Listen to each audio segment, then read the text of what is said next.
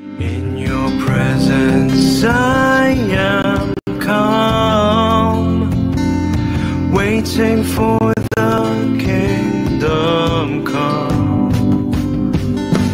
In His name I find, in His name I find, in His name I find the peace I seek. In His name I find, in His name I find, in His name I find the joy I seek. Shalom, selamat malam Bapak Ibu yang terkasih di dalam Kristus, baik yang berada di dalam ruangan ini maupun yang berada di live YouTube. Selamat bertemu kembali pada kelas pembelajaran firman Tuhan di Sema Adonai pada hari Kamis 23 November 2023, yang malam ini temanya adalah sejarah gerakan misi, dan yang menjadi narasumbernya seperti biasa adalah Ibu Evangelis Anita Butar. Baik, sebelum kita memulai kelas pembelajaran kita, maka kita akan berdoa terlebih dahulu. Bapa kami yang di surga, terima kasih dan puji syukur ya Bapa. Karena pada malam ini sekali lagi kami diberi kesehatan dan kesempatan untuk kembali bersama-sama belajar tentang kebenaran firman. Ya Bapa, kiranya selalu ada penyertaan-Mu dan pimpinan-Mu dalam setiap kelas-kelas pembelajaran kami. Dan juga berkati saya yang menjadi moderator pada malam ini ya Tuhan, sehingga saya bisa memimpin kelas ini dengan baik, dengan benar, dengan lancar, sampai selesai. Dan berkati juga para operator kami yang bekerja di belakang layar, sehingga bisa melaksanakan tugasnya juga dengan baik, dengan lancar dan bertanggung jawab. Dan berkati juga internet kami ya Tuhan, sehingga tidak ada halangan apapun yang menghalangi pembelajaran kelas kami dalam hal internet kami. Dan berkatilah juga Ibu Anita Butar yang akan menyampaikan kebenaran firman-Mu ya Tuhan. Urapi setiap perkataan dari Ibu Anita, sehingga Ibu Anita bisa menyampaikan kebenaran firman-Mu dengan benar, dengan baik, sesuai dengan kehendak hati-Mu. Dan berikanlah kepada kami semua, baik dalam ruangan ini maupun yang di live YouTube, yang mendengarkan tentang kebenaran firman-Mu. Bukalah hati dan pikiran kami ya Tuhan. Berikanlah kami hikmat yang daripada-Mu, sehingga kami bisa mendapat pemahaman yang benar, yang sesuai dengan kehendak hati-Mu Tuhan. Dan mampukanlah firman itu menjadi rema ya Tuhan di dalam diri kami, sehingga kami dimampukan untuk dapat melakukannya, dapat mengabarkannya, dan mengajarkannya kepada sama kami. Terima kasih Tuhan, kami serahkan waktu ini selanjutnya di dalam tangan-Mu dari awal hingga akhir. Kami serahkan doa ini, kami panjatkan dalam nama Tuhan Yesus Kristus, Juru Selamat kami yang hidup. Haleluya, amin. Baik, Bapak Ibu sekalian, sebelum kita masuk pada sesi kelas pembelajaran, kita akan melihat terlebih dahulu profil dari narasumber kita, yaitu Ibu Anita Butar. 4, 3, 2, 1. Go. Salam semua, selamat datang kembali di Sema Adonai. Dan pada kesempatan kali ini kita akan berkenalan dengan pengajar kita, yakni Ibu Anita Butar. Dan berikut adalah profil singkat dari beliau. Beliau lahir dengan nama lengkap Anita Mariana P. Butar-Butar, lahir di Kota Jakarta pada tanggal 4 September tahun 1982. Pendidikan Teologi. S1, Sekolah Tinggi Alkitab Penyebaran Injil Majalengka. S2, Harvest International Theology Seminary Tangerang. Pelayanan. Saat ini beliau melayani sebagai pengajar di STT Victory Bogor, sebagai pengkhotbah di beberapa persekutuan doa dan gereja-gereja, sebagai tim misi kesehatan di Jakarta, provinsi-provinsi dan pulau-pulau di Indonesia, dan sebagai hamba Tuhan di Gereja JKI Bandung dan Tangerang. Ibu Anita Mariana PBMTH adalah seorang hamba Tuhan yang melayani di bidang misi selama lebih dari 15 tahun. Di usianya yang masih muda, ia sudah berkeliling ke 30 provinsi di Indonesia dan beberapa daerah luar negeri. Anita Butars, demikian nama panggilan yang memiliki visi untuk melayani misi penginjilan sampai ke ujung-ujung bumi dan bangsa-bangsa. Dengan karunia yang diberikan Tuhan, dia bergerak dalam bidang apostolik, profetik, dan bergerak di bidang pelatihan dan pengajaran spiritual. Beliau juga menulis beberapa buku, di antaranya buku autobiografi Brigjen Pendeta E.R. Situmorang M.Div, buku Rohani Dimensi Alam Supranatural, dan buku Antologi Umum. Baik, itu Bapak Ibu sekalian adalah seputar profil dari Ibu Anita Butar. Baik, sekarang saya akan menyapa terlebih dahulu narasumber kita. Shalom, selamat malam Ibu Anita. Shalom, selamat malam Bu Aling. Shalom semua. Bagaimana kabarnya Ibu? Semoga sehat ya Bu. Ya amin, puji Tuhan. Iya, baik Bu, saya serahkan waktu dan tempat selanjutnya pada Ibu Anita. Silakan Ibu. Baik, terima kasih Bu Aling. Ya, shalom semua, selamat malam. Ya, hari ini kita akan membahas tentang pembelajaran misiologi session yang ketiga dengan judul Sejarah Gerakan Misi. Nah, kita akan belajar sejarah gerakan misi ini karena memang pergerakan misi ini perlu kita ketahui. Kenapa? Supaya kita mengerti bahwa pergerakan misi itu adalah pergerakan sebenarnya yang Tuhan sukai. Hanya saja ada beberapa hal yang membuat kita atau gereja Tuhan mengalami sedikit pergeseran, ya. Nah, kita akan lihat dulu di slide yang pertama tentang sejarah gerakan misi abad pertengahan. Ya. Next slide-nya, Pak.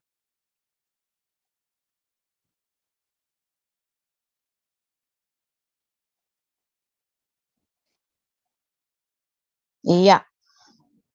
Teologi gereja dan gerakan misi mula-mula pada abad ke-16 ya. Kita bicara soal gerakan misi, sejarah gerakan misi di abad pertengahan ya, itu di abad ke-16 ya. Nah, gereja mula-mula itu lebih sering disebut sebagai sebuah komunitas misi yang penuh dengan kuasa Roh Kudus ya. Oleh sebab itu gereja mula-mula itu memiliki satu semangat untuk menaati dan melakukan semua amanat agung Tuhan Yesus ya. Mereka tidak bahkan mengabaikan diri sendiri untuk lebih banyak memberitakan Injil ke seluruh dunia. Nah, di abad ke-16 itu ya, pada abad itu gereja lahir melalui misi dan pemberitaan Injil. Contohnya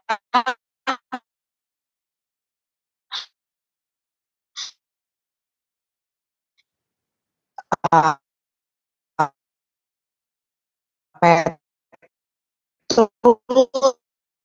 memberitakan Injil di Yerusalem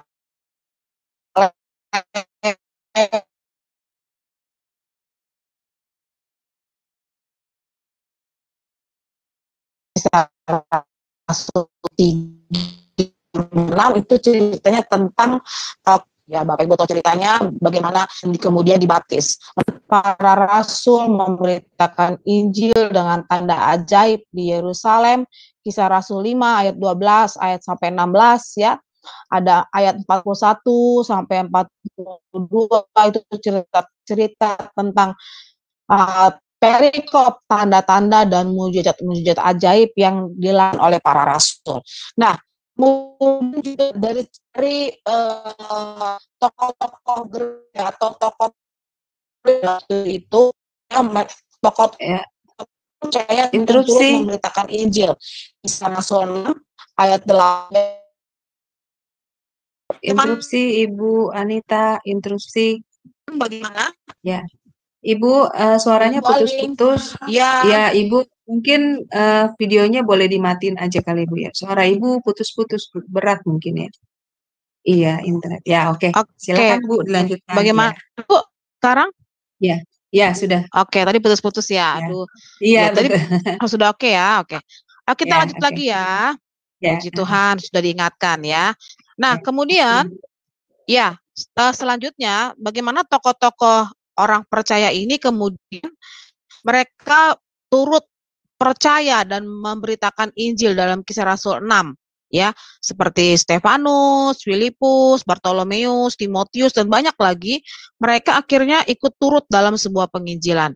Nah, kelahiran ada akan misi itu dilahirkan dari murid-murid Yesus. Sekarang itu Tuhan Yesus sudah diangkat ke surga, tapi murid-murid tetap bergiat untuk gerakan misi. Oke. Slide selanjutnya, Pak.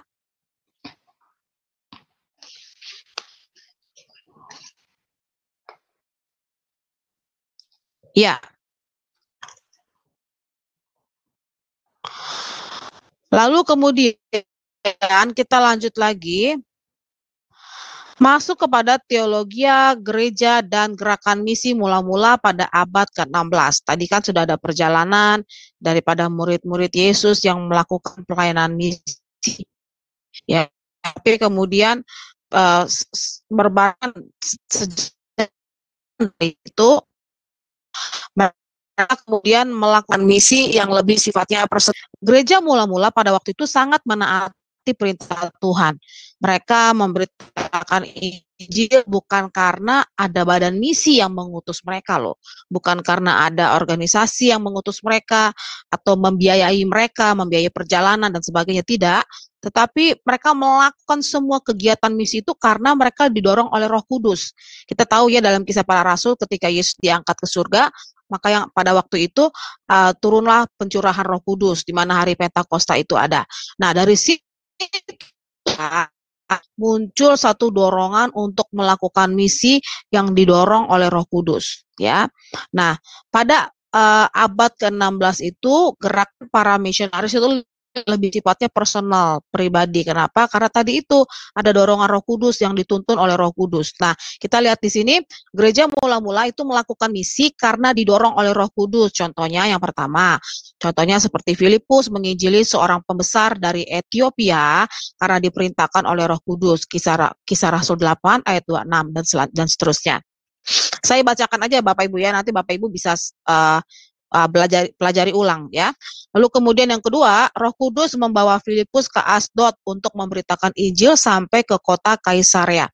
Ya, perjalanan Filipus ke Asdod itu secara dimensi roh. Kenapa? Karena pada waktu dia sedang membaptis sida-sida ya dari Ethiopia itu tiba-tiba dia dilarikan Tuhan seperti apa ya?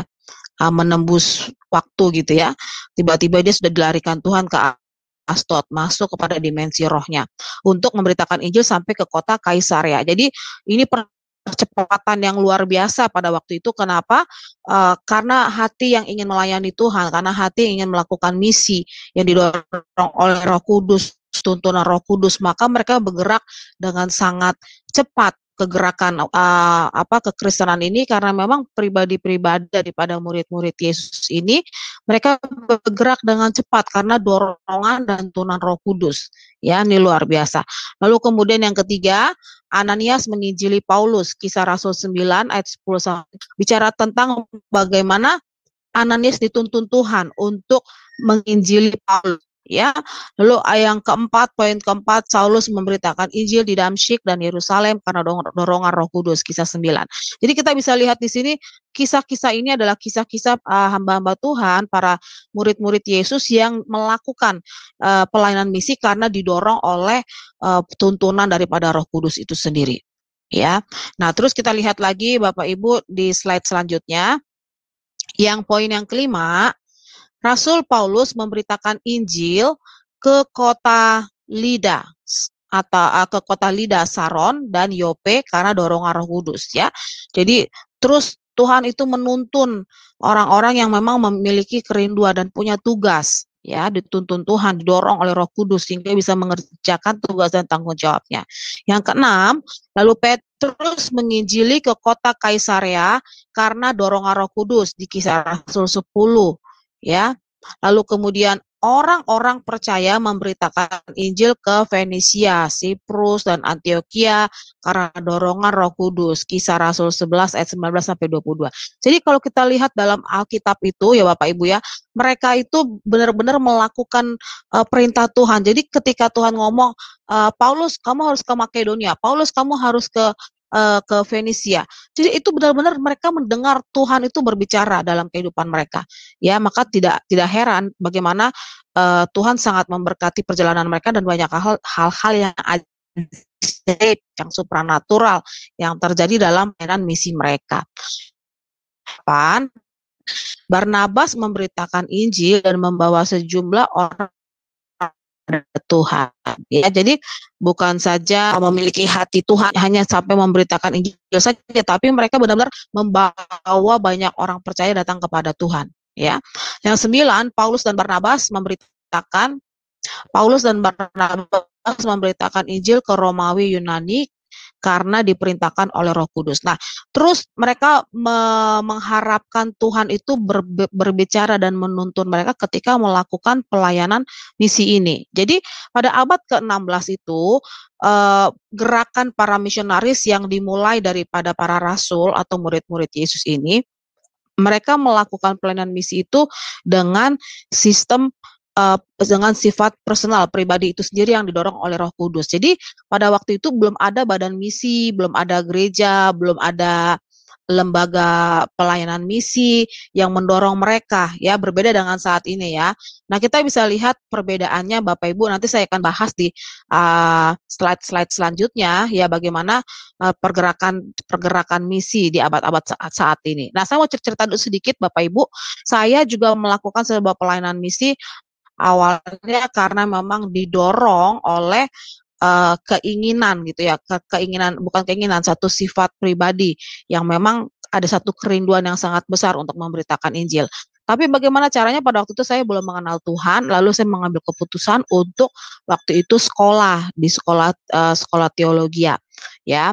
Tapi kemudian setelah menyelesaikan semua proses pembelajaran itu, akhirnya masuk dalam praktek. Dari situ saya baru memahami tentang arti misi yang sebenarnya. Saya masuk praktek di tahun 2005 sampai 2006 itu di NTB selama 2 tahun, di NTB Mataram selama 2 tahun. Lalu lanjut lagi 2007 sampai 2022, itu saya menjalankan sebuah pelayanan misi ke suku-suku di Indonesia, di pulau-pulau. Saya masuk kepada 30 provinsi di tempat-tempat yang sulit ya, melalui sebuah lembaga misi. Nah, saya sudah masuk ke lembaga misi nih. Tadinya saya baru masuk dari sekolah gitu ya. Sekarang saya masuk ke lembaga misi. Saya tergabung dalam sebuah yayasan misi yang bernama Yayasan Shalom Internasional, dan di sana selama 9 tahun ikut melayani bersama sebagai staf juga, sebagai hamba Tuhan juga di sana. Nah, lepas dari itu Tuhan suruh saya keluar dan saya mendirikan satu pelayanan misi pribadi ya. Jadi tanpa lembaga misi ya, tanpa utusan gereja, tapi ya, ada yang mengcover dana dari lembaga misi itu sudah tidak ada. Kami mengusahakan sendiri. Jadi tahun 2016 sampai tahun 2022 itu saya membentuk tim misi tersendiri ya, tanpa badan misi, tapi ada beberapa teman-teman yang bergabung seperti hamba Tuhan, tim dokter, tim medis, dosen, pengajar, profesional kerja dan sebagainya. Ya, untuk tahun 2016 itulah perjalanan pertama saya melakukan misi secara pribadi ya, yang didorong oleh Roh Kudus, juga untuk pelayanan bersama dengan tim. Masuk ke pedalaman suku Asmat, Papua, Timika, Papua, dan kemudian itu selama 2016 itu menghabiskan budget sekitar 300 juta Bapak Ibu. Itu luar biasa. Kalau secara manusia itu tidak masuk akal sebenarnya. Tetapi dana 300 juta itu dana asli yang memang keluar, belum dengan bantuan-bantuan dari beberapa teman-teman yang memberikan pakaian yang layak pakai, bahan pangan dan sebagainya yang dikirim ke Papua dan sebagainya. Ya, itulah karya Tuhan ya. Nah, Bapak Ibu dikasih Tuhan, dalam teologi gereja dan gerakan misi mula-mula pada abad ke-16 ini mereka melakukan pelayanan dengan dorongan Roh Kudus ya. Tetapi kita lihat lagi gereja itu memerlukan hal yang seperti ini saat-saat seperti ini, saat sekarang ini Bapak Ibu ya. Kenapa? Karena memang kita memerlukan sebuah badan misi, kita memerlukan sebuah organisasi misi. Tetapi organisasi misi itu hanya ditujukan untuk tempat penaungan atau covering. Selain Tuhan adalah covering kita. Tetapi satu sisi juga kita harus berjalan dengan kerinduan ya, bahkan dengan tuntunan Roh Kudus dalam personal kita, dalam kepribadian kita untuk melakukan kegerakan misi itu sendiri. Nah, kita akan lanjutkan dulu dalam PPT kita ini ya. Lanjut lagi Pak. Next slide ya. Ya, oke. Yang kedua adalah gereja mula-mula yang misioner berubah menjadi gereja yang birokratis. Nah, tadi gereja yang misioner itu adalah seperti murid-murid Yesus ya, mereka melakukan pelayanan misi dengan hati yang benar-benar cinta Tuhan ya. Kemudian berubah menjadi gereja yang birokratis. Nah, apa sih arti birokratis? Arti birokratis itu menurut Kamus Besar Bahasa Indonesia itu adalah cara kerja atau susunan pekerjaan yang serba lamban ya, serta menurut aturan-aturan yang banyak, lika-likunya semraut dan sebagainya, sehingga konotasinya dari kata birokratis tuh kayaknya kurang baik begitu ya. Nah, setelah Kaisar Konstantin mendeklarasikan agama kekristenan sebagai agama negara Roma, maka gereja mulai kehilangan ciri-ciri khas misionernya. Misi telah ditugaskan kepada sekelompok orang. Oleh sebab itu, pada umumnya gereja hidup tanpa misi. Gereja pun mulai beralih menjadi lembaga birokrasi, menjadi mengelola gitu ya. Nah, Alilun 313 yaitu ketika Dietrich Milan didirikan. Gereja sebagai lembaga negara memang mengirimkan misinya, namun sebagai tubuh Kristus, gereja kehilangan kehidupan dan misionernya. Misi Kristen seolah-olah hanya bersifat wisata semata atau yang kita sebut dengan mission trip. Ngerti ya Bapak Ibu ya? Kita pergi ke sebuah dalam tanda kutip ya hanya untuk kunjungan begitu ya, mission trip, tapi tidak untuk menetap, tidak untuk membangun sebuah daerah, tidak untuk membangun pendidikan generasi selanjutnya, tidak untuk pokoknya tidak untuk melakukan sesuatu yang sifatnya tetap gitu ya, hanya sementara ya. Nah, Bapak Ibu, sampai saat ini pun gereja sulit untuk mengemban tugas misi. Kenapa? Karena pelayanan misi itu bicara banyak pengorbanan. Bener loh Bapak Ibu, pelayanan misi itu nggak gampang. Ya, nggak banyak orang yang mau ya untuk melakukan pelayanan misi, terutama misi ke pedalaman yang susah, yang daerahnya mungkin tidak sesuai dengan harapan ya. Belum lagi medannya yang berat dan sebagainya. Nah, gereja lebih suka di dalam melakukan hal-hal yang sifatnya pengembalaan atau pastoral. Kenapa Bapak Ibu? Karena memang nyaman, menghasilkan ya. Sekalipun memang di pastoral dibutuhkan sekali ya untuk pelayanan, tetapi saat ini justru di bidang pastoral itu lebih mendunia gitu, lebih banyak dibanding misi. Nah, demikian jika kita ingin benar-benar ingin mempunyai hati yang misioner gitu ya, kita tuh harus minta sama Tuhan supaya apa? Supaya benar-benar kita bisa melakukan pekerjaan misi ini bukan karena utusan, bukan karena sesuatu yang mengharapkan sesuatu begitu ya. Nah, sekarang kita lihat lagi, ternyata ada perbedaan antara gereja misioner dan gereja birokratis. Next slide, Pak. Karena ada perbedaan-perbedaan itu dari dengar barusan nih Bapak Ibu, ada ternyata perbedaan antara gereja yang misioner, artinya gereja yang punya hati misi ya, dan gereja birokratis, gereja yang melakukan dengan banyak peraturan, itu birokratis ya. Nah, apa saja perbedaannya kita lihat di sini. Gereja misioner itu aktif dalam misi, tapi gereja birokratis itu pasif dalam misi. Mereka lebih cenderung kepada kehidupan pastoral. Lalu kemudian gereja misionaris itu mempengaruhi dunia. Jadi datang ke dunia, datang ke sekuler, ke dunia gitu ya, ke lingkungan sekitar itu untuk mempengaruhi dunia supaya dunia mengenal Kristus. Tapi kalau gereja birokratis justru dipengaruhi dunia. Contohnya seperti apa? Ya dengan banyak aturan-aturan pada gereja dan sebagainya, ya yang dipengaruhi dengan kondisi dunia dan sebagainya. Lalu kemudian gereja misionaris lebih berorientasi pada masa depan, ya, membawa banyak orang kepada Kristus itu orientasinya, ya. Tetapi kalau gereja birokratis orientasi pada masa lalu, terus melakukan pembaruan terhadap birokratis ini, selalu ada pembaruan dan perubahan karena memang selalu harus sudah ditinggalkan tapi tetap melakukan pembaruan masa tidak mengalami kemajuan, bergerak melintasi ya batas, selalu ingin melakukan pelayanan pelayanan misi yang di luar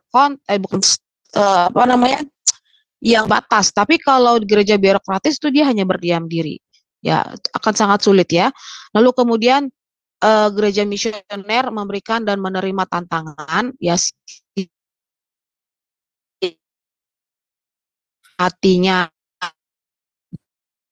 ya punya hati yang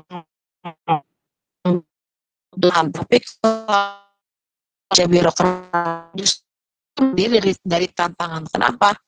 Karena lebih senang berada di zona misi, sedangkan gereja birokratis berpusat pada gereja birokratis memang tetap berpusat kepada firman, tapi digabungkan atau cenderung menuju kepada tradisi-tradisi, adat istiadat dan kebiasaan-kebiasaan setempat. Jadi memang ada banyak sekali perbedaannya, ya. Lalu kemudian gereja misioner membiayai program misi sendiri, ya baik melalui pribadi atau korporat. Tetapi kalau gereja birokratis mereka membiayai program non misi, ya lebih banyak membuat program gereja sendiri, ya membesarkan kerajaannya, membesarkan pastorinya, membesarkan programnya dan sebagainya. Jadi lebih banyak gereja birokratis lebih kepada ke arah sendiri, ya, ke arah dalam, ke arah gereja sendiri, sedangkan gereja misioner lebih cenderung keluar, lebih banyak gitu yang bisa dimenangkan. Nah, Bapak Ibu, sehubungan dengan hal ini maka timbullah sebuah paradigma misi di abad ke-16. Kita lanjut lagi slide-nya.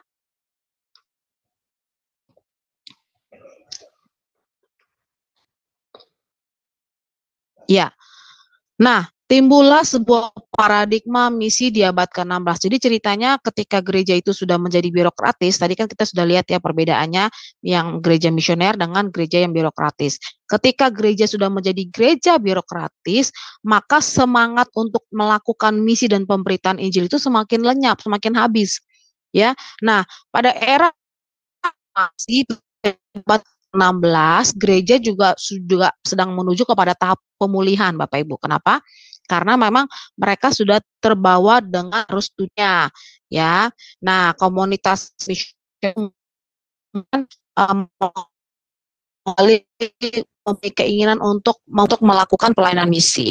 Nah, kita lihat di pada abad ke-16, gereja belum juga mengalami belum juga mengalami, jadi masih dalam dalam keadaan yang sama, ya. Nah, apa saja itu kita lihat di sini. Yang pertama, perhatian teologis terhadap misi hampir tidak ada dari gereja reformasi, ya. Tugas misi hanya menjadi pekerjaan alternatif gereja. Jadi tugas misi bukan prioritas lagi ya Bapak Ibu, ya. Jadi teologis dan gereja itu cenderung mengutamakan pengembalaan atau pastori dibandingkan dengan pelayanan penginjilan, ya. Nah, kemudian yang kedua, paradigma gereja yang misioner itu diganti dengan paradigma kependetaan. Jadi kegiatan penginjilan diganti dengan kegiatan pembenahan organisasi, gereja, program-program gereja, ya seperti itu ya. Jadinya kita bisa lihat di sini hati misi itu sendiri ya sudah digantikan dengan sifatnya pastoral, ya. Jadi orang berpikir melakukan misi dalam, padahal sebenarnya menjangkau keluar, ya. Yang ketiga itu adalah sekolah teologi difungsikan untuk mengajarkan ilmu pengetahuan kepada calon pendeta, tetapi bukan mendorong pada pelaksanaan misi itu sendiri. Ya, Bapak Ibu. Nah, Bapak Ibu, kalau tujuan belajar di sekolah teologi itu hanya untuk menjalankan, menjadikan seseorang itu menjadi seorang pendeta, bukan seorang pemberita Injil ya, maka dapat dipastikan bahwa, eee, paradigma misi itu tidak atau sulit untuk dipulihkan di dalam gereja. Kenapa? Karena memang paradigmanya hanya sebatas teologi atau hanya sebatas, pastori saja, ya. Nah, saya mau cerita Bapak Ibu, saya sudah, berkeliling di beberapa provinsi Indonesia, ya, dan saya lihat, sulit sekali menemukan sekolah-sekolah misi, sekolah tinggi teologi atau STT atau sekolah Alkitab, ya. Tapi, sudah mulai, ada beberapa, sekolah-sekolah yang lebih mengarah kepada misi, tapi memang pada dasarnya untuk kembali masuk ke pelayanan misi itu, orang juga akan masuk dalam pelayanan pastoral, karena di dalam pelayanan misi itu juga ada pelayanan pastoral, ya. Tetapi orang cenderung pada akibatnya tidak melakukan misi secara tuntas, tapi lebih banyak melakukan pelayanan pastoralnya, ya. Ini sangat disayangkan sekali, seandainya kita hidup ya pada zaman, murid-murid Yesus ya, mungkin kita juga akan, mengikuti arus bagaimana pergerakan Roh Kudus pada waktu itu, sehingga kita bisa melakukan pelayanan misi itu lebih lebih besar lagi, lebih luas lagi ya Bapak Ibu ya. Tetapi pada, pada dasarnya, zaman semakin bertambah dan paradigma misi itu semakin, mempengaruhi setiap orang percaya. Nah, next slide saya mau kasih lihat Bapak Ibu, para isi yang sekarang, ya, next slide.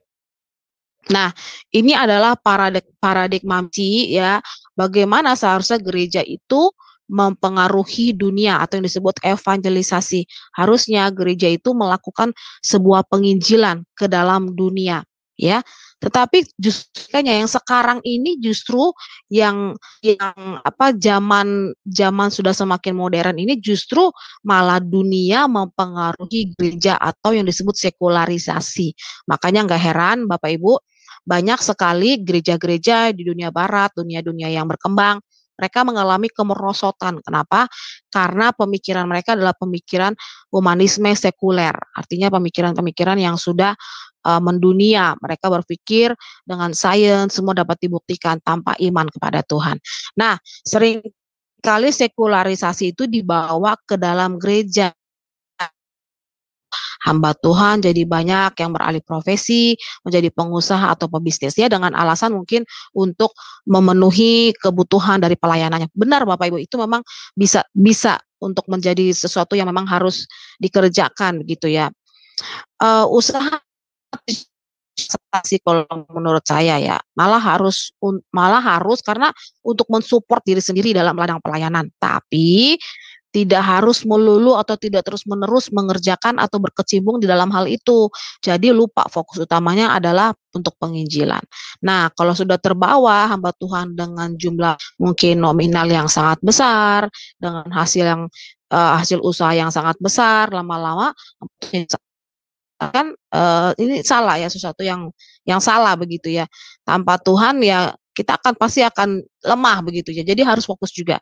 Nah, kemudian kita juga kemudian harus fokus kepada panggilan masing-masing. Kita harus mengenali panggilan kita masing-masing. Sebab tanpa kita mengenali panggilan kita masing-masing, kita nggak akan tahu apa yang menjadi panggilan kita dalam kita melayani Tuhan. Ya, ini penting sekali. Nah, kita lanjut lagi kepada misi. Nah, setelah paradigma misi ini akhirnya berkembang, maka muncullah misiologi pada abad ke-16, di mana formasi teologi itu pada era pencerahan mengalami perubahan. Contoh, ya, yang tadinya dari teks Alkitab itu menjadi pembelajaran atau teologi Alkitab. Yang tadinya dari doktrin-doktrin yang didapat sekarang berubah menjadi sebuah pembelajaran yang disebut dengan teologi sistematika. Lalu sejarah-sejarah ya semua yang sudah pernah terjadi kemudian diulang kembali dan menjadi sebuah pembelajaran teologi historis. Lalu kemudian praktek ya menjadi sebuah teologi pengembangan. Nah, kita lihat di sini menurut CMP PIVAV pada tahun 1724 ada 5 bidang teologi ya yang kemudian kita lihat di sini 5 bidang teologi ini sebenarnya yang menuju kepada misiologi ya. Contohnya salah satunya adalah eksegesis. Eksegesis itu adalah ilmu menafsir, doktrin, apologetika. Apologetika itu ilmu kritis yang mempertahankan dan menjelaskan tentang iman dan kepercayaan orang Kristen ya. Jadi kalau orang yang ahli dalam bidang itu disebut apologis Kristen ya. Kemudian yang keempat sejarah gereja dan praktik atau pengembalaan. Sedangkan menurut FD Schleiermacher itu teologi terdibagi jadi 4 ya. Ada teologi eksegesis, teologi ilmu menafsir, ada doktrin, sejarah dan praktik atau pengembalaan. Jadi misiologi atau teologi misi lebih banyak berpindah Bapak Ibu ya. Nah, kita lihat lagi next slide-nya supaya ini semakin jelas ya. Lalu kemudian next slide kita lihat lagi. Jadi posisi misiologi itu di dalam teologi ya. Pada abad pertama teologi dan misiologi disatukan dalam bentuk teologi. Jadi tidak lagi hanya pembelajaran misiologi saja, tetapi disatukan dalam bentuk teologi, misiologi. Ya, pada abad ke-18 misiologi dimasukkan ke dalam teologi praktika, pengembalaan atau pastoral. Jadi kita bisa lihat di sini ini jadi pembelajaran daripada misiologi ini akhirnya sampai hari ini pun masuk kepada teologi praktika atau pengembalaan atau pastoral. Jadi pembelajaran misiologi itu sangat jarang ya saat ini untuk dipelajari. Kenapa? Ya karena semua sudah kembali kepada praktika atau kepada teologi atau kepada pastoral ya. Lalu kemudian misiologi sebagai teologi praktika. Menurut Schleiermacher, misiologi adalah ilmu tentang teori dan praktikal penginjilan. Ya, sedangkan menurut Gustav itu misiologi itu mencakup sejarah misi, teologi misi, apologetik misi, antropologi misi dan penanaman gereja baru atau jadi misiologi itu sendiri sebenarnya adalah sebuah ilmu yang berdiri sendiri Bapak Ibu ya. Dia tidak bisa digabungkan dengan pembelajaran teologi atau pastoral. Kenapa? Karena memang sebenarnya ada perbedaannya. Hanya saja memang dalam bidang misi ada beberapa pembelajaran teologi atau pastoral yang bisa dimasukkan dalam misi karena dalam misi juga ada pembelajaran pastoral gitu ya. Sebenarnya harus berkesinambungan. Tapi kita lihat lagi kemudian ada hubungan antara misiologi dan teologi di abad ke-16. Coba saya harap Bapak Ibu masih terus terhubung ya, karena ini memang sebuah sejarah yang hanya perlu didengarkan begitu, tapi kita punya pengetahuan untuk mengerti tentang sejarah pergerakan misi. Lalu kemudian kita lihat di sini hubungan antara misiologi dan teologi. Ada hubungan yang saling bergantung ya, yaitu teologi Alkitab, teologi sistematika, teologi historis, teologi praktika. Nah, 4 bidang ini semua itu ada di dalam sebuah misiologi. Semua saling bergantung, saling berkaitan. Lalu ada yang disebut dengan hubungan yang integral atau menurut fungsinya ya, di mana teologi misi, di dalam teologi misi itu ada fungsinya. Ada fungsi misiologi di dalamnya. Dalam teologi sistematika juga gitu, ada fungsi misiologi di dalamnya, baik dengan teologi historis dan teologi praktikal. Jadi sebenarnya pembelajaran misiologi ini harus ada di dalam semua bidang teologi.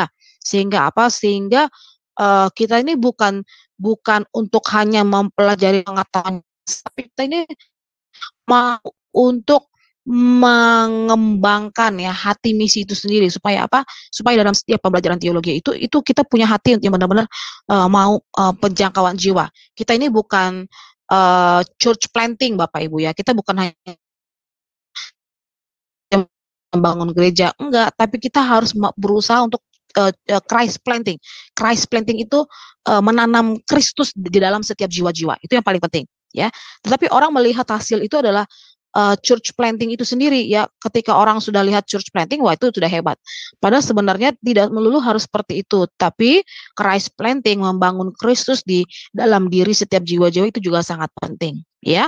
Nah, oke, kita lanjut lagi selanjutnya.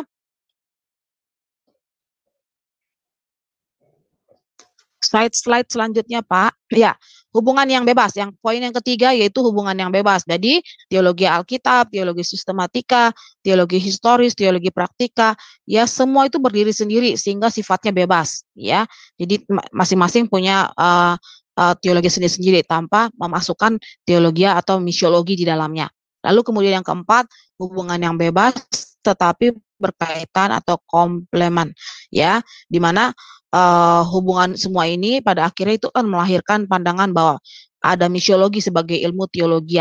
Nah, di dalam teologi Alkitab itu ada misiologi, lalu di dalam teologi sistematika ada misiologi, di dalam teologi praktika juga ada misiologi, di teologi historis juga ada misiologi, dan semuanya saling keterikatan yang sebenarnya intinya itu adalah fokusnya di misiologi, di misi, bagaimana kita memenangkan banyak jiwa untuk Kristus ya. Jadi kembali kepada misi untuk melakukan amanat agung Tuhan Yesus. Nah, sekarang bagaimana pada zaman pasca modern saat ini?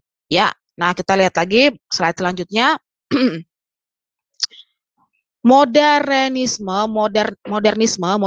itu muncul di dunia barat ya, di Eropa dan di Amerika pada abad ke-15 dan sampai 17 lah. Disebut sebagai abad pencerahan atau era Renaissance atau abad humanisme ya. Nah, pada saat itu masyarakat barat kembali ke nilai-nilai filsafat Yunani kuno dan filsafat modern yang sedang berkembang. Jadi saya sudah sebutkan bahwa negara-negara barat lebih dikenal dengan humanisme sekulernya. Artinya pola pikir yang mendunia, lebih banyak menggunakan akal budi, lebih banyak menggunakan logika, sains, pengetahuan ya. Dan hampir-hampir nggak percaya Tuhan. Kenapa? Karena sudah dapat dibuktikan dengan sains atau pengetahuan. Contoh salah satunya orang Cina pernah membuat sebuah matahari, ya kan? Dengan cara apa? Mereka membuat volume dari cahaya atau dari listrik dengan kekuatan yang sangat besar untuk membuat matahari. Jadi Bapak Ibu bisa dibayangkan manusia ini berpikir bahwa mereka bisa melakukan segala sesuatunya ya dengan kemampuan mereka. Ya, sehingga mereka nggak butuh Tuhan. Kenapa? Karena mereka sendiri bisa memiliki satu nilai-nilai, mereka punya pengetahuan, mereka punya logika, ya, sehingga mereka bisa mempercayai diri sendiri, dan mereka juga kembali kepada nilai-nilai filsafat Yunani kuno. Mereka punya perhitungan sendiri, ya, bagaimana sains mereka lebih menguasai mereka. Nah, di pasca modern, di era pasca modern seperti itu, Bapak Ibu. Nah, kita jangan mau seperti itu. Contoh di negara-negara Eropa dan Amerika itu kenapa banyak sekali penurunan jumlah kekristenan. Ya, sekarang kita tahu bahwa di negara-negara Eropa, mungkin Bapak Ibu sering dengar ya, di mana gereja-gereja di negara-negara barat itu sekarang sudah mulai banyak sekali kemerosotan yang ada, hanya banyakkan orang tua. Lalu kemudian gereja dijadikan sebuah hall, sport hall, dijadikan restoran, dijadikan kafe dan sebagainya ya. Jadi kita bisa lihat bahkan ada gereja yang dijadikan musola begitu ya, sehingga sesuatu yang sifatnya aduh kasihan ya, kita ini mau dibawa kemana gitu kan ya.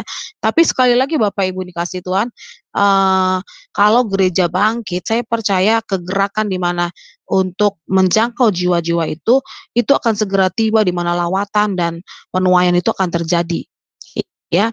Nah, kita lihat lagi ya selanjutnya, kita lanjut dulu. Konteks misi pada era pasca modern, abad ke-18 sampai yang ke-20. Nah, kita lihat di sini, yang pertama, masyarakat gereja di barat diserbu oleh teologi liberal yang menyebabkan kehidupan rohani mereka merosot tajam. Lalu kemudian teologi liberal itu adalah sebuah gerakan yang menafsirkan ajaran Kristen dan mengambil pengetahuan atau sains dan etika modern, ya. Kemudian biasanya gerakan ini tuh punya pengaruh akal budi dan pengalaman atas sebuah otoritas yang menguasai doktrin biasanya. Nah, Bapak Ibu,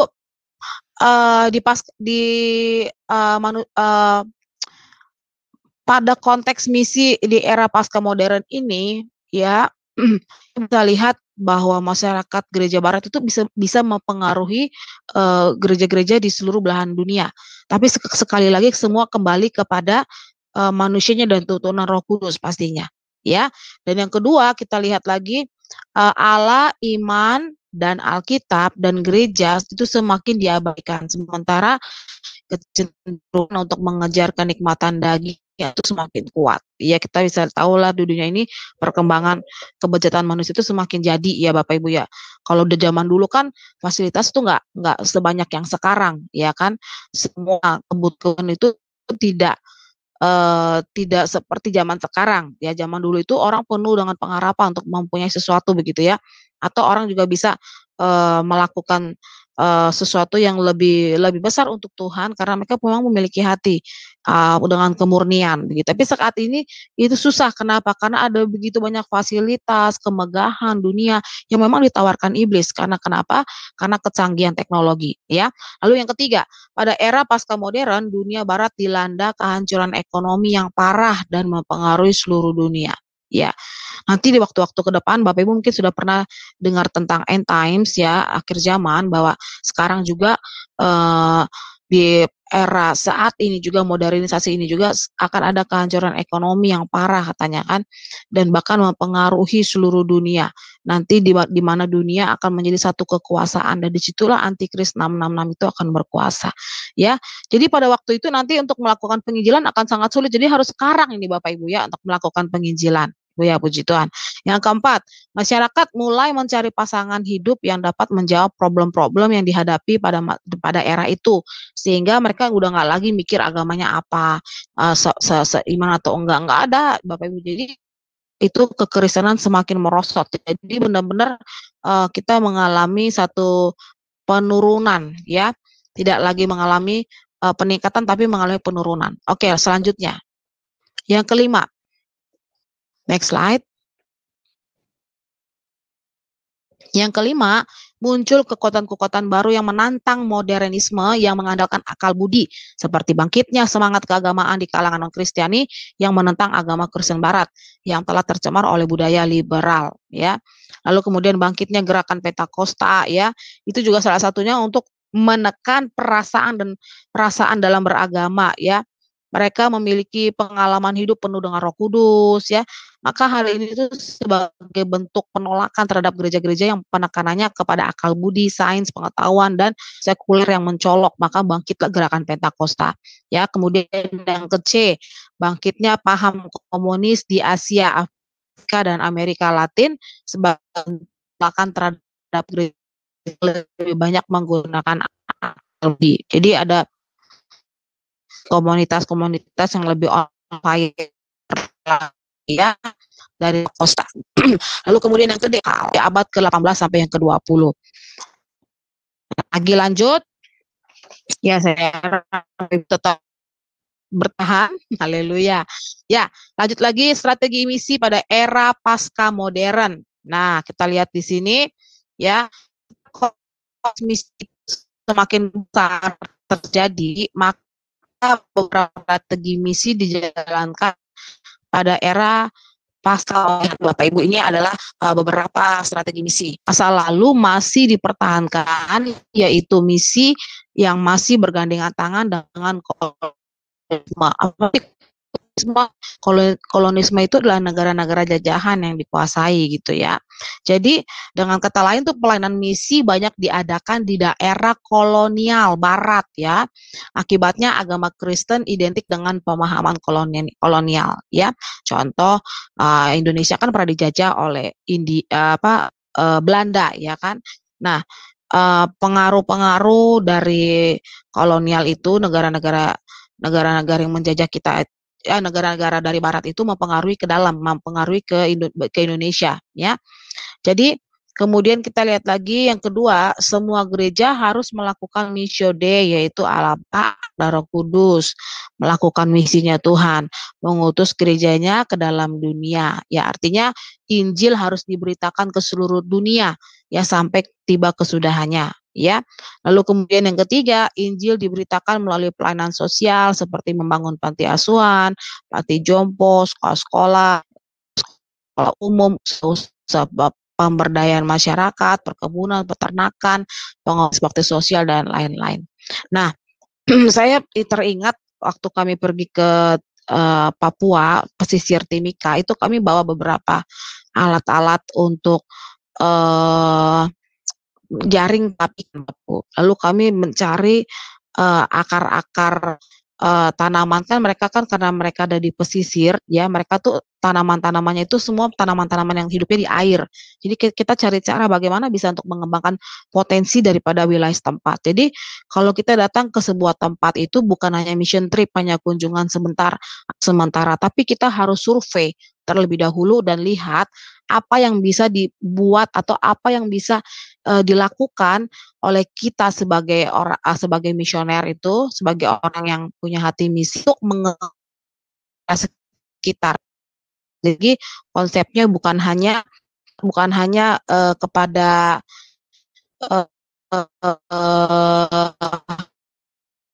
kepada jiwa, perluasan atau pembangunan daripada ini wilayah setempat. Wah, memang dipikir-pikir, waduh kayaknya susah deh. Misionaris yang tinggal di pedalaman, mereka yang tinggal di kota, yang mereka punya berniat untuk membangun sebuah kota, mereka itu akan tetap Bapak Ibu, karena mereka ingin membangun bukan hanya untuk cari saja, tapi mereka membangun jaga kota gitu ya. Itulah berkat-berkat kota itu akan alami, ya. Nah, kemudian kita lihat penggunaan di media massal, yaitu penjilan lewat dan televisi. Sekarang ini kan zaman serba canggih, yuk lakukan dengan penjilan dengan cara kemudian yang pengadaan ibadah massal seperti KKR atau saat seperti ini kalau sulit kita bisa dengan Zoom dan sebagainya. Lalu orang percaya dilengkapi.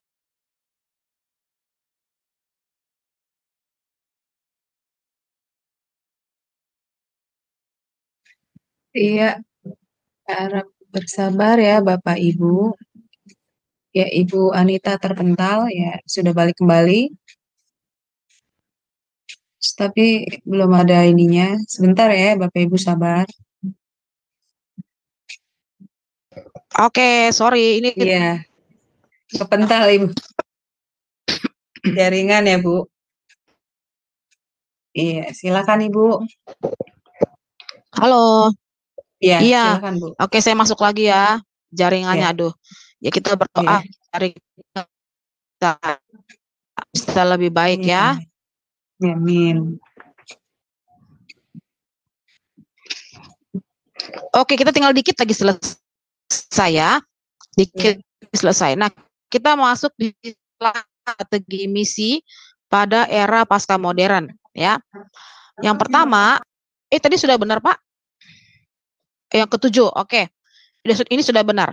Yang ketujuh, orang percaya terpanggil untuk memberitakan Injil dan membentuk badan-badan misi. Ya, organisasi misi muncul. Oke, banyaklah.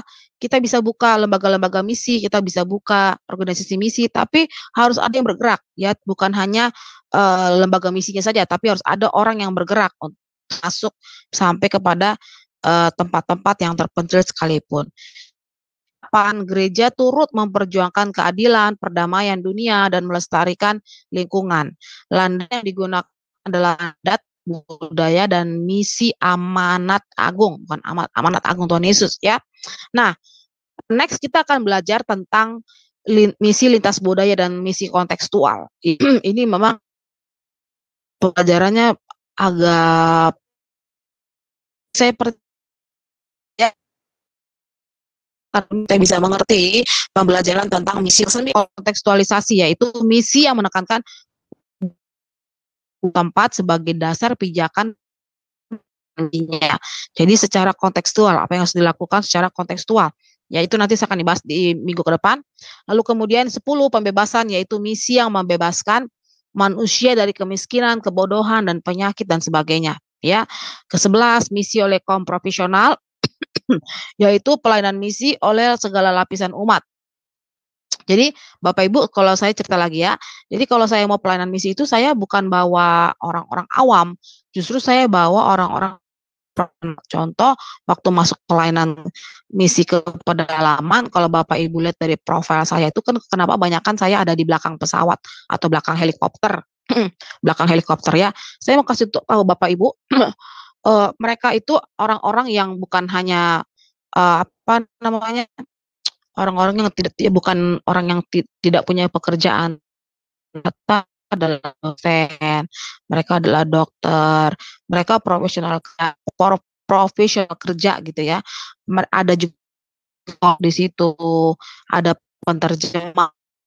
Memang ini orang yang mau diri gitu ya untuk pelayanan untuk penjangkauan jiwa. Hal ini harus dilakukan dalam pelayanan misi supaya masuk ke semua lapisan umat ya Bapak Ibu ya. Yang kemudian yang ke-12 misi membawa orang berdosa kepada Kristus. Oke. Masuk peran dan hambatan misi. Ya, saya kira minta saja nanti akan saya bahas di ayat Pak. Sasaran dan hambatan misi. Sasaran misi ya semua orang dari suku, segala suku, kaum dan bahasa. Itu sasaran kita. Yang kedua seperti kelompok kaum baik, lalu kemudian mereka terabaikan. Mereka adalah sasaran misi yang harus kita jangkau. Lalu hambatan misinya apa saja? Ada nasionalisme kesukuan. Jadi ya salah satunya adalah karena pada waktu menjangkau itu pasti ada kesukuan, nasionalisme yang sangat kuat dalam sebuah tempat atau wilayah, ya.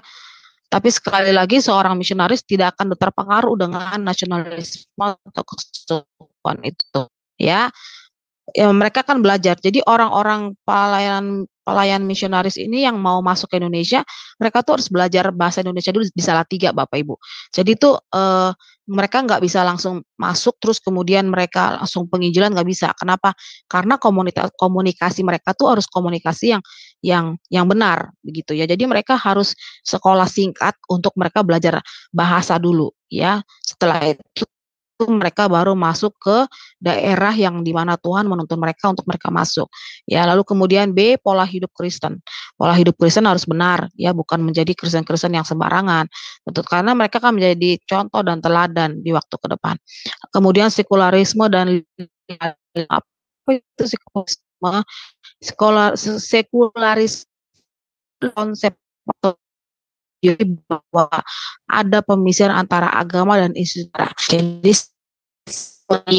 ya, jadi agama dan ibadah negara itu terusnya ada bagian liberalisme adalah sebuah pandangan filsafat politik dan moral yang didasarkan pada kebebasan atau persetujuan dari yang diperintah dan persamaan di hadapan hukum. Jadi lebih sifatnya berdasarkan lebih kepada filsafat dan moral yang kemudian lebih kepada karena ada untuk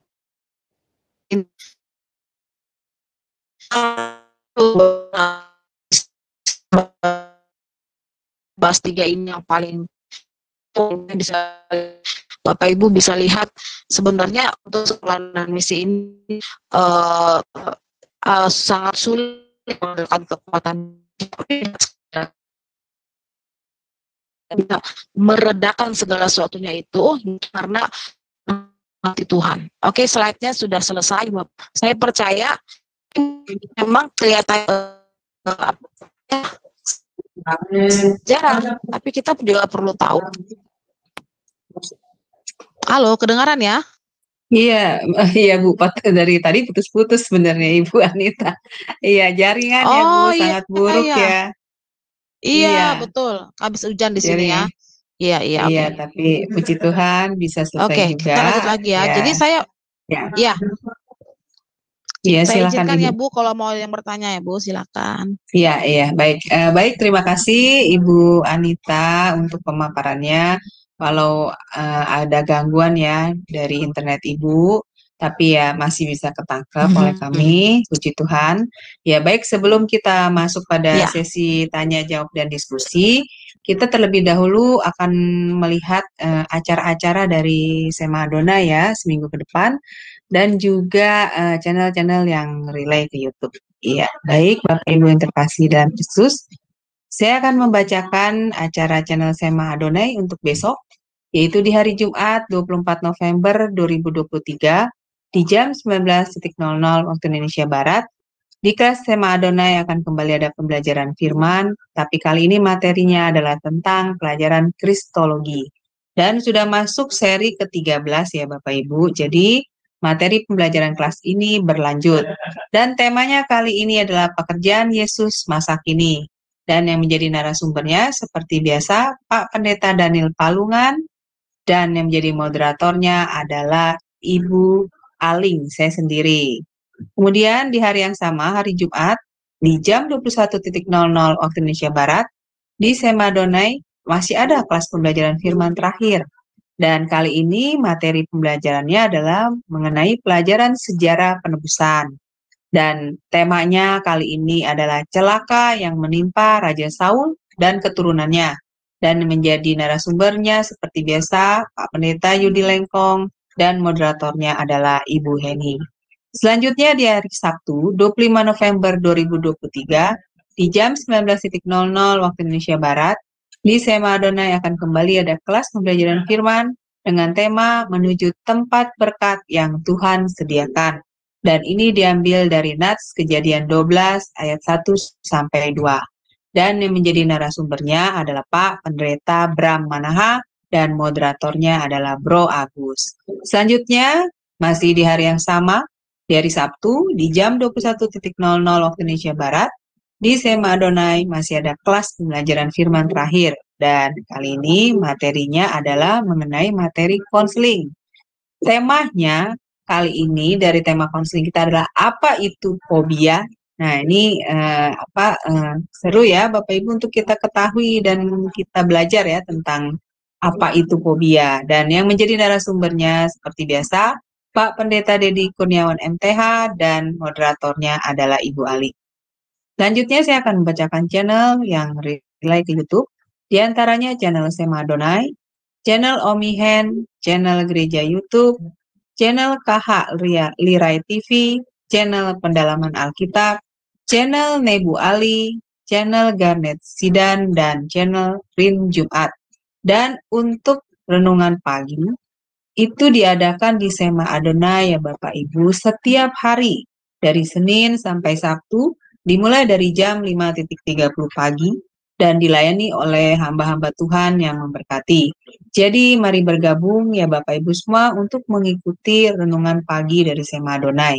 Dan terima kasih kepada Bapak Ibu yang terkasih dalam Kristus. Bagi yang belum mensubscribe dan men-share channel kami, harap tolong bantu mensubscribe dan men-share-nya kepada yang lain, sehingga semakin banyak orang yang juga bisa mengikuti keseluruhan acara-acara dari Sema Adonai dan membantu channel kami untuk semakin berkembang dan menjadi berkat lagi bagi banyak orang. Baik, terima kasih Bapak Ibu atas perhatiannya. Tuhan berkati. Baik, sekarang kita akan masuk pada sesi tanya jawab dan diskusi. Bagi Bapak Ibu yang ingin bertanya, harap raise hand terlebih dahulu ya Bapak Ibu supaya dibuka mute-nya oleh operator kami. Ya, baik. Silakan ya Bapak Ibu. Baik Ibu Anita, luar biasa ya tentang penjabaran sejarah dari misi ini ya Bu ya, dari Ibu Anita barusan. Jadi di zaman dulu itu Bu, waktu belum ada gereja berarti ya Bu di zaman itu ya.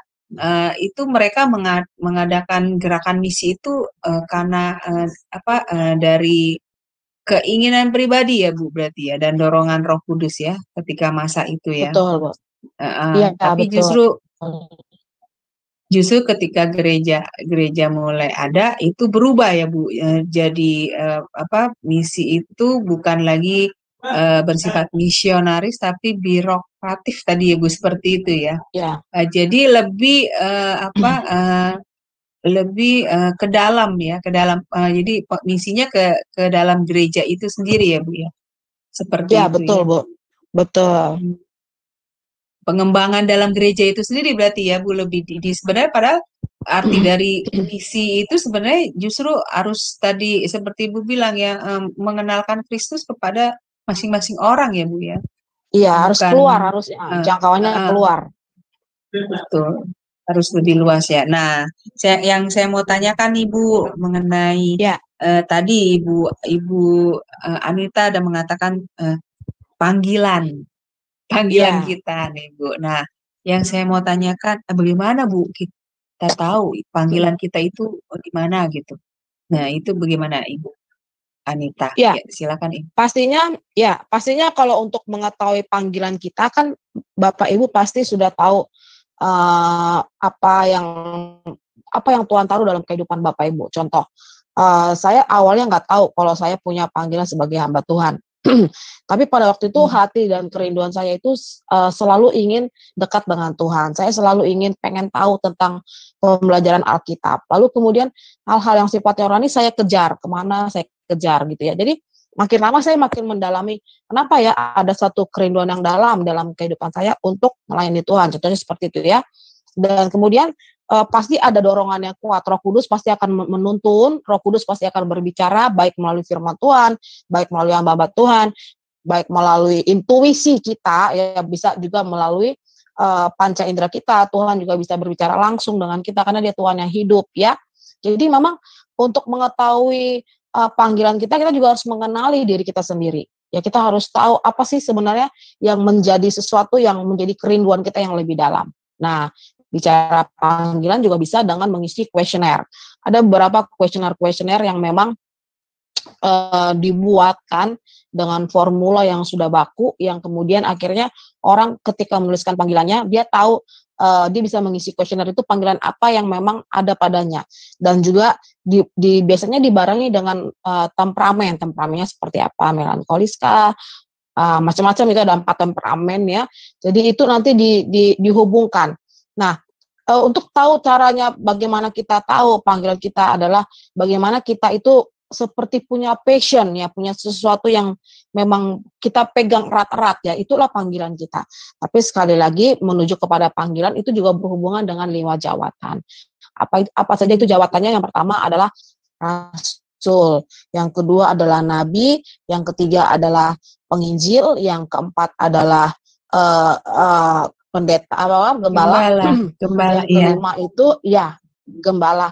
Yang kelima itu adalah pengajar. Ya, jadi kalau saya mengisi kuesioner dari tahun ke tahun, saya selalu kenabian dan kerasulan. Lalu kemudian kenabian dan kerasulan ini biasanya kalau menjadi satu itu dia akan melahirkan misi. Maka kenapa saya sangat suka sekali pelayanan misi, baik pedalaman, baik di kota-kota dan sebagainya. Lalu kemudian saya juga punya kekuatan di bagian pengajaran, ya. Jadi sebenarnya saya di bidang pengembalaan saya tidak terlalu ada di situ, ya. Maka saya ini sudah membangun 3 gereja, sudah membuka 3 gereja, tapi tidak ada satupun gereja yang saya pertahankan, yang dilahirkan dari saya begitu ya. Kenapa? Karena memang saya bukan seorang gembala. Jadi kalau saya pun memaksakan untuk saya tetap menggembalai, maka panggilan saya di dalam hal pelayanan kenabian dan kerasulan serta pengajaran itu nanti akan tersingkirkan. Kenapa? Karena memang penggembalaan itu kan banyak sekali memakan banyak waktu dan waktu lah ya. Maka saya appreciate banget kepada hamba-hamba Tuhan, gembala-gembala yang memang dia harus melayani gereja, ya kan, bukan cuma pelayanan dalam arti program dan sebagainya, tapi dia harus melayani jiwa-jiwa yang memang datang ke gereja. Itu lebih tuntutannya lebih sulit menurut saya. Tapi kalau sekali lagi kepada kita sendiri, kita tahu dalam panggilan itu apa saja yang menjadi kekuatan kita. Jadi saya percaya Bapak Ibu di tempat ini pun juga harus mengenali panggilan masing-masing supaya apa? Supaya berjalan sesuai dengan panggilannya masing-masing. Jangan nanti Bapak Ibu punya panggilan misalnya sebagai gembala, tapi Bapak Ibu menjadi seorang penginjil. Penginjil kan lebih banyak kemana-mana gitu ya. Tidak kurang begitu. Jadi harus lebih banyak fokus supaya lebih lebih mengembangkan apa yang menjadi kekuatannya, bisa mengembangkan apa yang menjadi panggilannya. Jadi itu lebih dimaksimalkan. Begitu Bu Aling.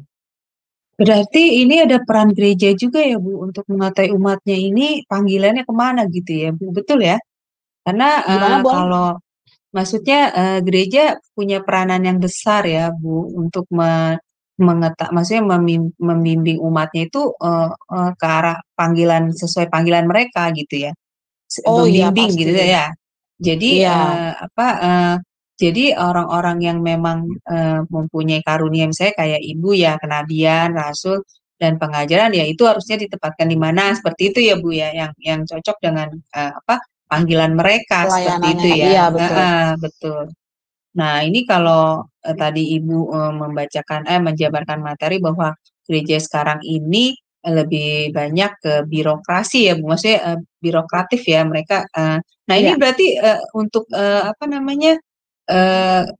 untuk pengembangan mereka kepada jemaat yang mempunyai panggilan-panggilan seperti itu berarti kurang di ini ya, Bu, kurang dikembangkan.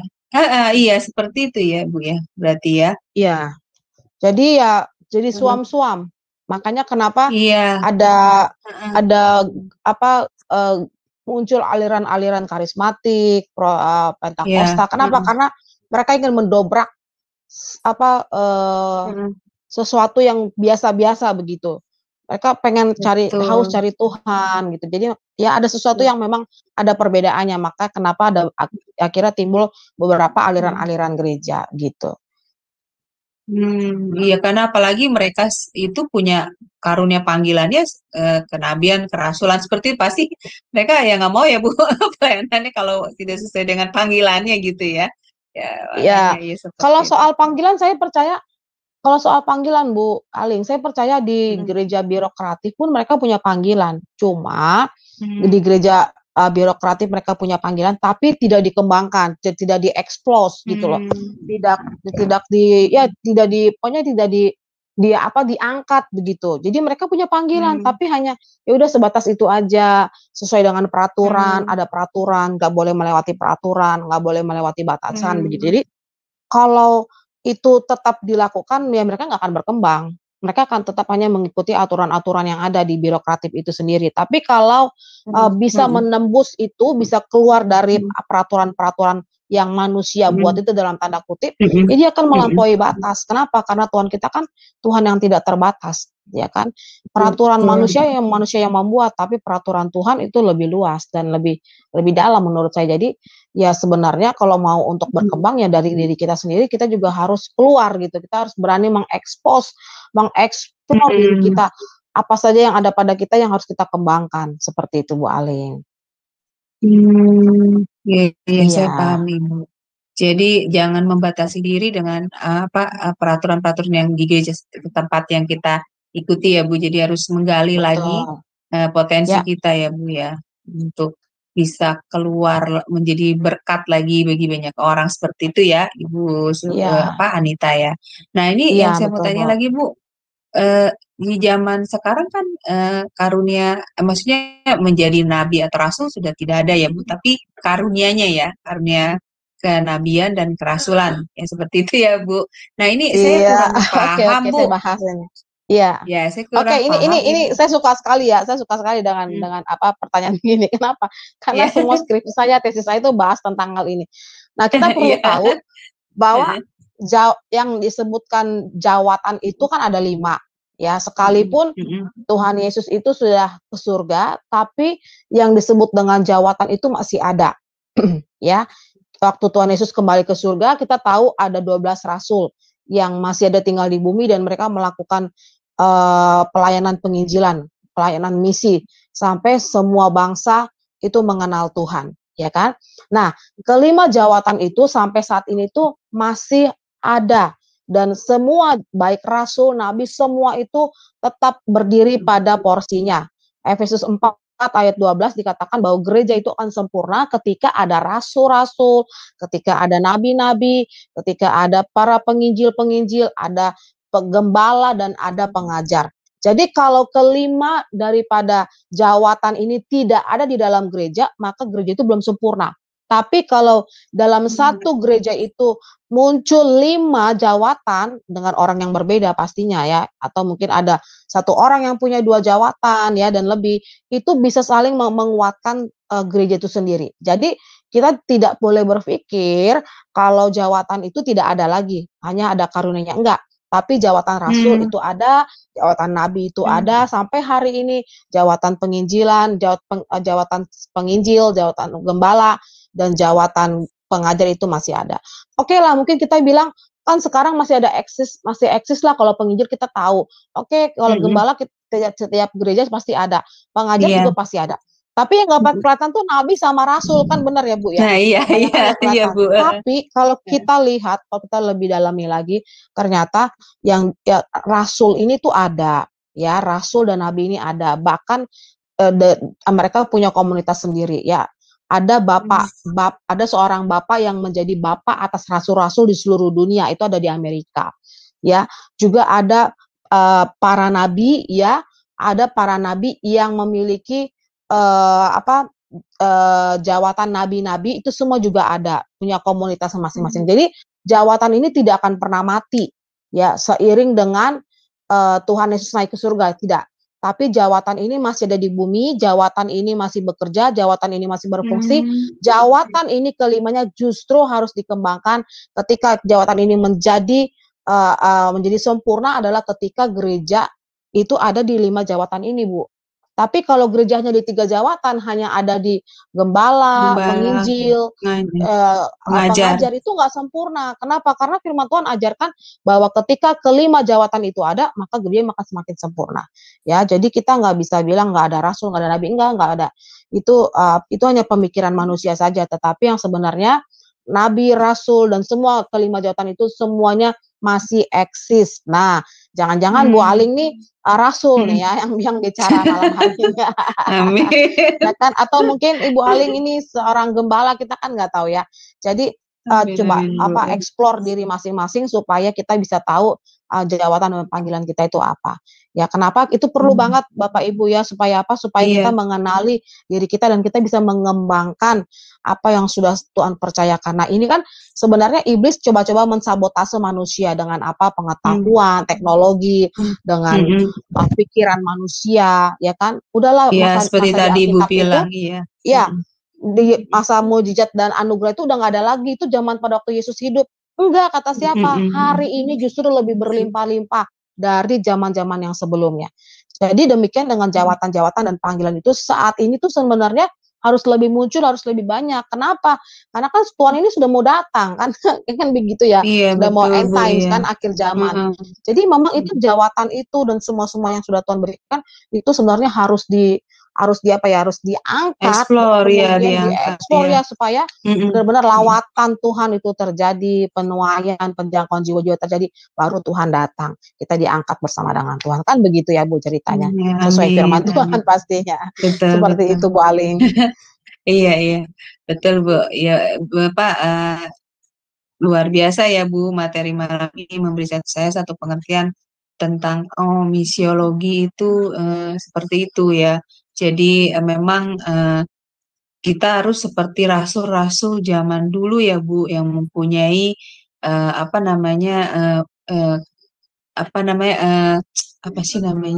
passion misionaris seperti itu ya Bu ya. Maksudnya ada kerinduan untuk menginjil gitu. Jadi bukan terbatasi oleh aturan-aturan dalam gereja tempat kita ini. Jadi kita harus mengeksplor apa yang kita punya ya Bu, itu panggilan kita ya Ibu ya. Amin. Untuk kita melakukan misi kita ya, seperti itu ya. Luar biasa Ibu, saya mendapat pencerahan dan pengertian ya mengenai misiologi. Baik, ini iya betul Bu. Aduh luar biasa. Iya, sekarang ini coba saya kontak Ibu Heni. Ibu Heni monitor, bisa Ibu apakah mau bertanya atau menambahkan tentang misioneri ini, Ibu? Ya, bisa Ya, dengar suara saya. nah, dengar. Ya, silakan Bu. Jelas. Ya, Wah, sekali ya, pengajarannya Bu, luar iya, biasa. Banyak Puji betul. Tuhan. saya juga. Walaupun dengan kesibukan saya lagi megang terki ya Bu ya, lagi operasi terki saya, lagi operasi. Oke. Iya, saya sangat diberkati benar. Tapi sangat disayangkan ya Bu ya kalau gereja itu tidak komplit ya Bu ya.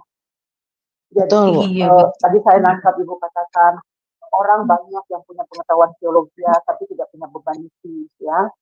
Nah itu iya. sangat ya, saya sangat salut sekali dengan misioner-misioner yang pernah masuk ke Indonesia ya, yang nggak tahu lah nama mereka siapa-siapa aja ya, bakal yang istrinya sampai kena sakit malaria gitu ya, kena Iya, apa betul, Bu. mereka mau lo datang ya gitu, luar biasa. Saya bilang wow, buat saya kagum lah istilahnya, angkat jempol, angkat topi saya buat mereka ya. Nah seperti Ibu, enggak semua tuh Bu orang yang dikasih beban seperti Ibu itu enggak semua. Betul, makanya Ibu Haleluya. udah keliling provinsi. Betul. Iya. Iya. Puji Nah, Tuhan. apa Bu rencananya di Indonesia lagi Bu ini mengenai misi ini? Bagaimana perjalanannya? Setahu saya tuh Korea ya Bu ya, yang mengenai misi ini kencang sekali mereka kalau masalah misi Bu, Korea. Nah kalau Indonesia sendiri bagaimana Bu komitmennya itu? Korea ya, memang Korea tuh awalnya itu penginjilan mereka tuh luar biasa. Tapi waktu Pastor Yonggi Cho itu meninggal kan mereka semakin merosot, bahkan generasinya tinggal 1%. Untuk iya, sejak Yonggi Cho, Pastor Yonggi Cho meninggal itu kan kegerakan misi mereka semakin melonjak menurun, ya. Dan Bapak Ibu bisa lihat mereka punya pelayanan misi itu semakin menurun ya. Biasanya mereka tuh sangat gencar sekali. Sekarang yang sangat kuat itu adalah pelayanan dari orang-orang Cina ya. Orang-orang Cina yang memang masuk, dan Afrika ya. Afrika itu sangat luar biasa. Mereka masuk penginjilan ke berbagai tempat ya. Pergerakannya sekarang dari sana ya Bu ya. Iya, Pergerakan tapi di ini ya. Indonesia sendiri, ya di Indonesia sendiri tetap masih ada pelayanan misi, tapi tidak sebanyak ya dari luar ya, tidak sebanyak dari luar. Ya, tapi tetap masih ada orang-orang yang punya hati untuk melakukan pelayanan misi. Itu Bu. Iya Ibu Heni. Sorry, Gimana Bu? Putus-putus Bu. Aku lagi ceritain bos aku, tolong angkatin piring, tolong tutup. Tidak aku lagi kerja. Ya Ibu, saya sangat prihatin ya dengan orang-orang gembala-gembala yang comfortable ya Bu ya, maksudnya maaf ya dia gereja besar tapi mereka tidak punya beban di dalam sana. Mereka bahkan saya melihat ya banyak pendeta-pendeta itu punya jet set ya Bu ya di Amerika ini ya, mereka punya jet set, mereka punya itu loh Bu, apa namanya, private jet.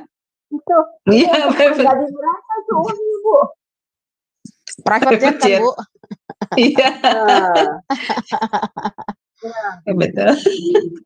Wow. Iya, sedangkan Ibu mesti naik pesawat, naik helikopter itu berapa kali ganti ya Bu, sudah sampai Bu, terus jalan kaki lagi kan, masuk perjalanan itu ya, tahu saya begitu kalau Ibu pergi ke perjalanan misi itu ya.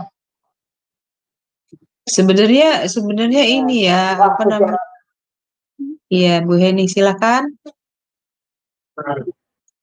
Ya nggak apa-apa, silakan.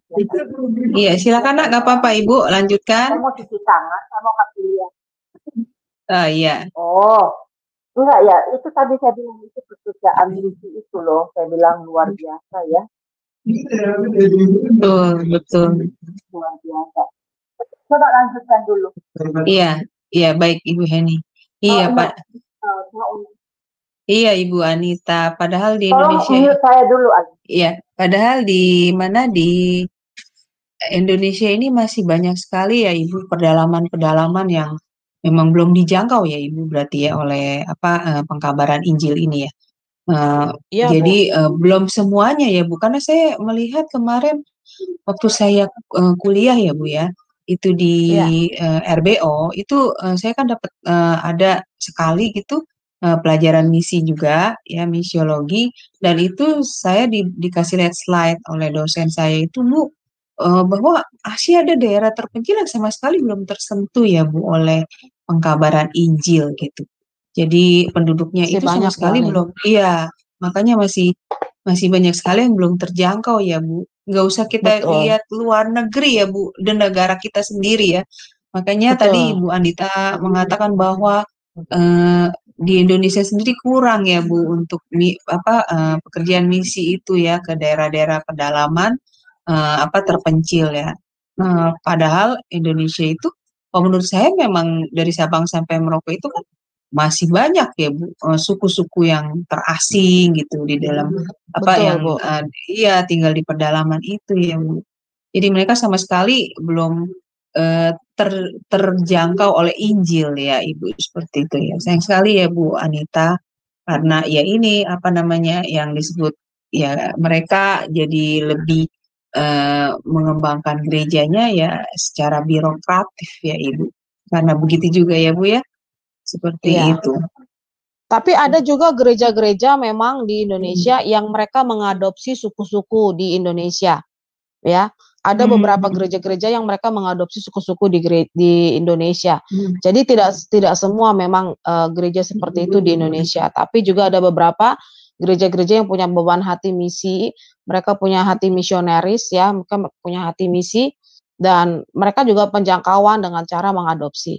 Juga ada beberapa gereja-gereja yang mengutus hamba-hamba Tuhan, orang-orang yang memang mereka mau untuk mereka melayani ke daerah, itu juga mereka juga ikut mensubsidi menjadi orang-orang yang bergerak di depan gitu dengan segala pembiayaan dan segala keperluan para misioner itu sendiri ya. Tapi ya kita bersyukur Indonesia ini masih dalam jangkauannya Tuhan, jadi tidak sampai terpelosok banget gitu ya, ya kita lihat nanti gitu bagaimana ya, Bu, ya. terpuruk, ya betul. Bagaimana nanti Tuhan bekerja dengan orang-orang nanti yang akan lebih giat lagi untuk penjangkauan jiwa-jiwa. Itulah Bu Aling. Amin, amin ya, amin. Kita Ya. bantu dengan doa ya Ibu supaya Iya, jangan sampai pergerakan misi ini terhenti ya Bu ya, karena memang betul. Injil itu kan memang harus dikabarkan sampai ke pelosok dunia, terutama Indonesia ini ya Bu, negara kita sendiri ya. Ya Amin. baik, luar biasa Ibu, terima kasih untuk penjabaran materinya mengenai misiologi ini ya Bu. Puji Tuhan, Saya jadi paham, kita mempunyai tugas sebagai umat Tuhan. Jadi kita harus mengetahui apa yang menjadi bagian kita ya Bu, apa yang menjadi kewajiban tugas kita untuk melakukan apa yang dikehendaki oleh Tuhan, yaitu memperluas kerajaannya. Ya seperti itu ya Bu ya di dalam dunia ini. Amin. Baik, terima kasih, amin, amin. Terima kasih Ibu untuk penjabarannya malam ini, dan kita juga sudah 1,5 jam ya Bu materi pembelajaran kita. Iya, luar biasa. Iya, nggak terasa ya. betul Ibu Heni. Mungkin sebelum tutup kita doa dulu kali Bu ya, sebelum tutup kita doa dulu kali. Ya baik Ibu, jadi Ibu silakan tutup doa ya Bu buat kita semua. Iya. Ya, terima kasih. Yuk kita mari berdoa. Ya. Kami bersyukur Tuhan, terima kasih untuk malam hari ini. Bapa Engkau sungguh baik, Kau luar biasa dalam kehidupan kami Tuhan. Kami yang tergabung di dalam Zoom ini dan juga teman-teman yang ada di YouTube, kami bersyukur Tuhan bahwa Tuhan sungguh sangat dahsyat. Izinkan setiap kami Tuhan bisa belajar lebih lagi tentang misiologi Tuhan. Kami berdoa dalam nama Yesus, biar apa yang sudah dipaparkan dalam session 3 ini Tuhan, menjadi bekal bagi kami untuk memahami mengenai pelayanan misi. Dan kami berdoa di dalam nama Yesus, dan pada waktu nanti session-session selanjutnya itu akan membuka mata hati kami, roh kami, panggilan kami untuk kami boleh lebih lagi Tuhan Yesus memberikan hidup kami untuk Tuhan. Kami berdoa dalam nama Yesus, terima kasih. Biarlah Tuhan yang memberkati semua apapun yang kami dengar, apapun yang kami tangkap, biarlah itu merema menjadi dalam kehidupan kami. Terima kasih Tuhan, kami kembalikan segala pujian, hormat, syukur hanya bagi Tuhan, dalam nama Yesus. Amin. Amin, amin. Tuhan berkati. Bu Aling, terima kasih. Iya, sama-sama Ibu, terima kasih untuk pelayanannya yang luar biasa bagi kami. Semoga pelayanan Makasih ya, Bu. diberkati Tuhan. Lebih dan lebih sama-sama lagi. Bu Heni. Ya. Iya, amin Bu Aling. Baik. Iya. Ya. Terima Baik kasih Bapak semua. Ibu sekalian, terima kasih sudah bersama kami stay semalam ini. Selarut ini, kelas ini akan tetap ada ya Bapak Ibu karena materi pembelajaran ini berlanjut ya Ibu Anita. Jadi di hari yang sama, hari Kamis pukul 20.00 waktu Indonesia Barat. Baik Bapak Ibu sekalian, selamat beristirahat. Tuhan berkati. Shalom, shalom, shalom. Shalom.